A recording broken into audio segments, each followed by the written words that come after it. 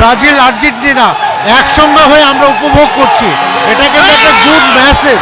সুতরাং আমরা চাই বাংলাদেশে ফুটবল এত জনপ্রিয়, আমরা বাইরের দেশকে এত সাপোর্ট করি, বাট বাংলাদেশের এই ফুটবলকে আরও জনপ্রিয় করার জন্য ফুটবল উদ্যোক্তা যারা আছেন এবং ফুটবল ক্লাব যারা আছেন তাদেরকে এগিয়ে আসা দরকার, এটা তৃণমূল পর্যন্ত ছড়িয়ে দেওয়া দরকার। কারণ বাংলাদেশের আমার দল নিঃসন্দেহে খেলছে, ভালো করছে এবং আমরা 5টা পেয়েছি, এবার 6টা নিয়ে যাব ইনশাল্লাহ।